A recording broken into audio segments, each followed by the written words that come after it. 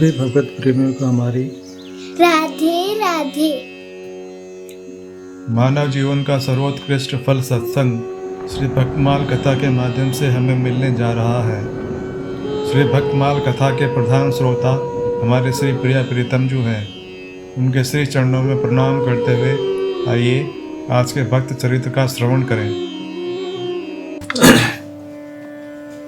महाप्रभु श्री वल्लभाचार्य जी मध्यकालीन म्लेच्छ क्रांत भारत देश में भक्ति कल्पता का छाया विस्तार करके भागवत धर्म के प्रतिष्ठा क्षुण्ण रखने में महाप्रभु श्री वल्लभाचार्य जी ने जो श्रेय प्राप्त किया उससे उनकी प्रगाढ़ भगवत भक्ति, मौलिक विचारधारा और विशिष्ट उपासना पद्धति की महत्ता प्रकट हो जाती है। वेदांत के रंगमंच पर प्रतिष्ठित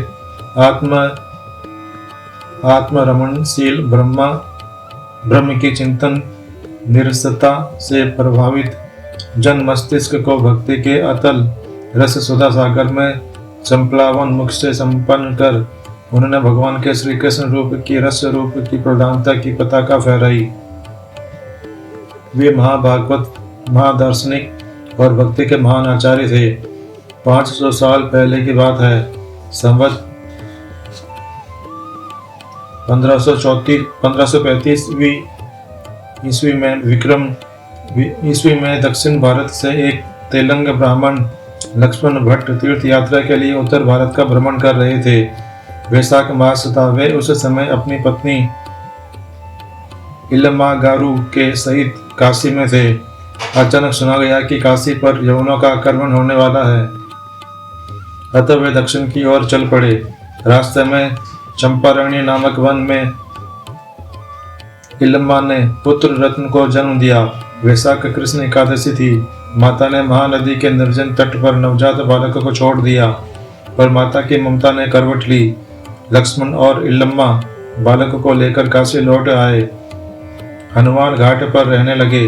बालक अद्भुत प्रतिभा और सौंदर्य से संपन्न होने के कारण सबका प्रिय पात्र था।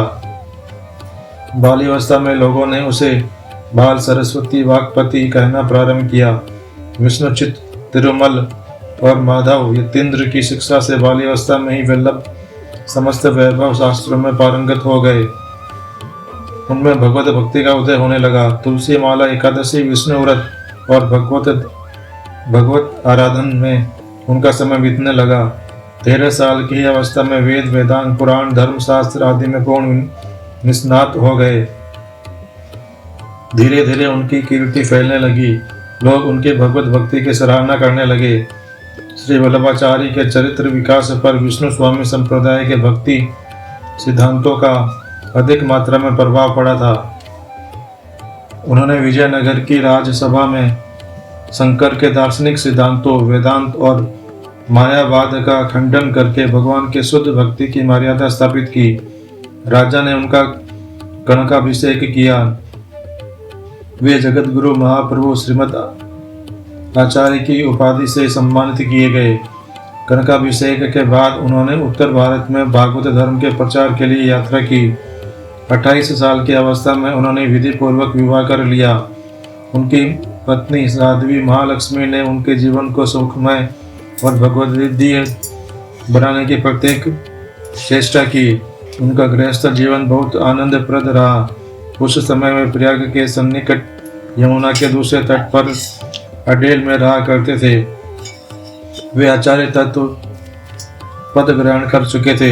दक्षिणापद और उत्तरापद दोनों एक स्वर से उनके पांडित्य, भक्ति सिद्धांत और आचार्यत्व के सामने नत हो चुके थे। अडेल निवास काल में ही महाप्रभु वल्लभ ने परमानंद दास को ब्रह्म संबंध दिया था। आचार्य ने पुष्टि मार्ग की स्थापना की। उन्होंने श्रीमद् भागवत में वर्णित भगवान श्री कृष्ण की लीलाओं में पूर्ण और अखंड आस्था प्रकट की। उनकी प्रेरणा से स्थान स्थान पर श्री भागवत का पारायण होने लगा। वे स्वयं भागवत सप्ताह श्रवण में बड़ी अभिरुचि रखते थे। उन्होंने अपने महाभागवत होने की सार्थकता चरितार्थ कर दी। सारे भागवत धर्मावलंबियों के आश्रय हो गए। अपने समकालीन श्री चैतन्य महाप्रभु से भी उनकी जगत ईश्वर यात्रा के समय भेंट हुई थी। दोनों ने एक दूसरे के साक्षात्कार से अपनी ऐतिहासिक महत्ता की एक दूसरे पर छाप लगा दी। उन्होंने ब्रह्मसूत्र, श्रीमद् भागवत और श्री गीता को अपने पुष्टि मार्ग का प्रधान साहित्य घोषित किया। प्रेम लक्षणा भक्ति पर विशेष जोर दिया। पुष्टि भगवत अनुग्रह या कृपा का प्रतीक है। उन्होंने वात्सल्य रस से ओतप्रोत भक्ति पद्धति की सीख दी। भगवान के यश लीला गान को वे अपने पुष्टि मार्ग का श्रेय मानते थे। उन्होंने श्री शंकराचार्य के मायावाद का विरोध करके सिद्ध किया कि जीव उतना ही सत्य है जितना सत्य ब्रह्म है। फिर भी वह ब्रह्मा का अंश और सेवक ही है, अतएव उसका ब्रह्म के प्रति दासी सख्य माधुर्य कांता भाव सहज सिद्ध है। उन्होंने कहा कि जीव भगवान की भक्ति के बिना कल ही नहीं पा सकता। उन्होंने जीव के अणुत्व का समर्थन किया। ब्रह्मा से जगत की उत्पत्ति होने के कारण जगत भी ब्रह्मा की तरह सत्य है। परमात्मा को साकार मानते हुए श्री वल्लभ ने जीवात्मक और जड़ात्मक सृष्टि निर्धारित की। श्री शंकराचार्य की तरह अद्वैत ब्रह्म का समर्थन करने पर जीव और ब्रह्म के शुद्ध अद्वैतवाद का उन्होंने प्रतिपादन करके भगवान की भक्ति प्राप्ति के लिए जीव को प्रेरित किया। भगवान के अनुग्रह से ही जीव का पोषण होता है। लौकिक और वैदिक कर्म फल का त्याग अनिवार्य है। भगवान श्री कृष्ण ही परब्रह्म है। उनकी सेवा ही जीव का परम कर्तव्य है। संसार की अहंता और माता का त्याग करके श्री कृष्ण के चरणों में सर्वस्व समर्पण कर भक्ति के द्वारा उनका अनुग्रह पाना ही ब्रह्म संबंध है। इसी आशय को व्यक्त करने वाला एक मंत्र है जो आत्म निवेदन मंत्र के नाम से प्रसिद्ध है। कहते हैं आचार्य चरणों के उपास्य श्रीनाथ जी ने ही यह मंत्र आचार्य को कलिमल ग्रसित जीवों के उद्धार प्रदान किया था। मंत्र इस प्रकार है।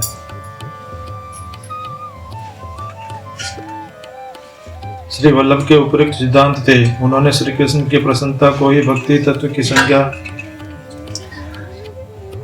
से विभूषित किया। मंत्र इस प्रकार है।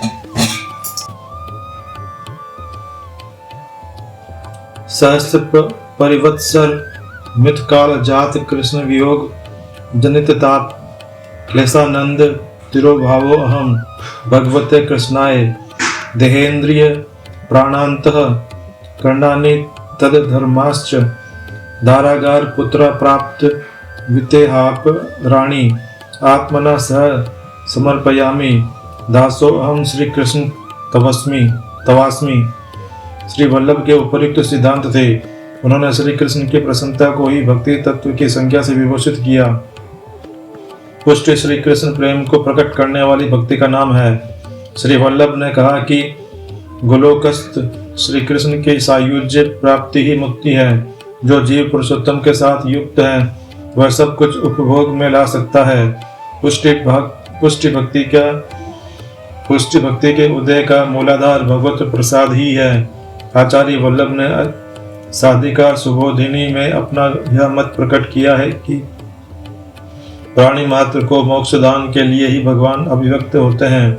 श्री वल्लभ ने कहा, गृहं सर्वात्मना त्याज्यम तज्युक्तम न शक्यते कृष्णार्थ तत्व प्रयुजित कृष्णो अनर्थस्य मोचकः।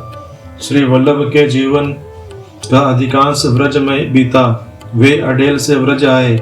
अडेल से व्रज आते समय उन्होंने गौ घाट पर महाकवि सूरदास को दीक्षित किया। 2 या 3 दिनों बाद उसी यात्रा में विश्राम घाट पर कृष्णदास अधिकारी को पुष्टि मार्ग में सम्मिलित कर ब्रह्म संबंध दिया। कुंभन दास भी उनके शिष्य हुए। गोवर्धन में एक मंदिर बनवाकर उसमें श्रीनाथ जी की मूर्ति प्रतिष्ठित की। उनके 84 शिष्यों में प्रमुख सूर, कुंभन, कृष्णदास और परमानंद श्रीनाथ जी की विधिवत सेवा और कीर्तन आदि करने लगे। उन्होंने वैष्णवों को गुरु तत्व सुनाया, लीला भेद बताया। सूर ने उनके चरण भक्ति से साहित्य में भगवान की लीला का सागर उंडेल दिया।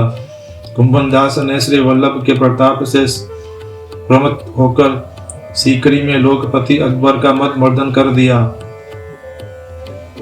परमानंद दास ने परमानंद सागर की सृष्टि की। श्री कृष्णदास ने कहा, कृष्णदास गिरिधर के द्वारे श्री वल्लभ पद रज बल गरजात। चारों महाकवि उनकी भक्ति कल्पता के अमर फल थे। व्रज में श्रीनाथ की कीर्ति पताका फहराकर वे अपने पूर्व निवास स्थान अडेल में चले गए।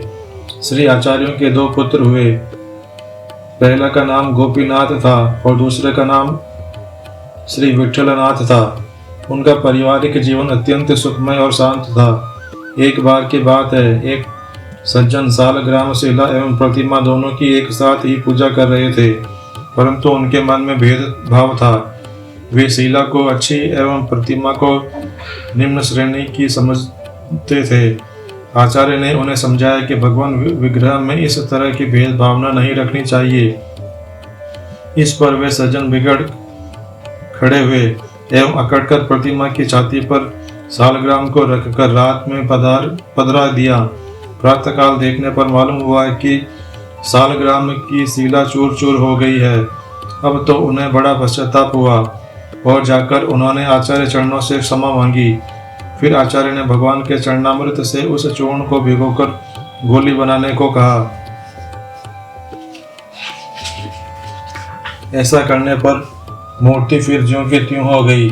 उनका समग्र जीवन ऐसी चमत्कारपूर्ण घटनाओं से ओतप्रोत था, परंतु एक महान भगवत भक्त के जीवन में इन चमत्कारों का कोई भी ऊंचा स्थान नहीं है। गोकुल में भगवान श्री कृष्ण ने उन्हें प्रत्यक्ष दर्शन दिए थे। सबसे ऊंची वस्तु तो उनके जीवन में है भगवान की विशुद्ध अनन्य भक्ति। उन्होंने तन मन धन सब कुछ भगवान को समर्पित कर दिया था। एक बार भोग के लिए द्रव्य का अभाव देखकर उन्होंने सोने की कटोरी गिरवी रखवाकर भगवान के सामने भोग उपस्थित किया। उन्होंने स्वयं प्रसाद नहीं लिया। 2 दिन के बाद द्रव्य आने पर प्रसाद लिया। वैष्णवों के पूछने पर उन्होंने कहा, कटोरी ठाकुर जी को पूर्व समर्पित थी। उनके भाग का प्रसाद लेना महापातक है। इस घटना से उनकी कथनी करनी के साम्य का पता चलता है। आचार्य ने घोषणा कर दी थी कि मेरे वंश में या मेरा कहलाकर जो कोई भगवत द्रव्य के उपयोग करेगा उसका नाश हो जाएगा। श्री वल्लभाचार्य महान भक्त होने के साथ ही दर्शन शास्त्र के प्रकांड पंडित थे। उन्होंने ब्रह्म सूत्र पर बड़ा सुंदर अणुभाष्य लिखा है और श्री भागवत के 10 स्कंद तथा कुछ अन्य स्कंदों पर सुबोधिनी टीका लिखी है। श्रीमद् भागवत को वे प्रस्थान त्रयी के अंतर्गत मानते थे। श्री वल्लभ के परम धाम पधारने के विषय में एक घटना प्रसिद्ध है। वे अपने जीवन के अंतिम दिनों में अडेल से लौटकर प्रयाग होते हुए काशी आ गए थे। अपने जीवन के कार्य समाप्त कर वे एक दिन हनुमान घाट पर गंगा स्नान करने गए, जहाँ पर खड़े होकर वे स्नान कर रहे थे। वहाँ से एक उज्ज्वल ज्योति शिखा उठी और बहुत से आदमियों के सामने श्री वल्लभ सदैव ऊपर उठने लगे और लोगों के देखते ही देखते आकाश में लीन हो गए। हनुमान घाट पर उनकी एक बैठक बनी हुई है। इस प्रकार विक्रम संवत 1578 आषाढ़ शुक्ल 3 को 52 वर्ष की अवस्था में अपने भगवान के आज्ञा अनुसार अलौकिक रीति से ये लीला संपादन करके गोलोक को प्रयाण किया।